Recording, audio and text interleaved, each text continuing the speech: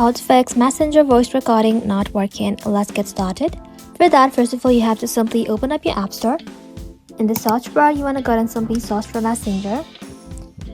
Once you search for it, tap onto it. Then, if you see update button, simply tap on update and let your application update to its latest version. After that, head back to your home screen and then open up settings. Inside your scroll below, then tap on apps. Inside apps, search for Messenger and then tap onto it.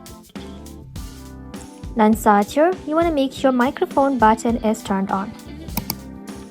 After that, head back and then simply tap on General, tap on iPhone storage, search for Messenger and then tap onto it.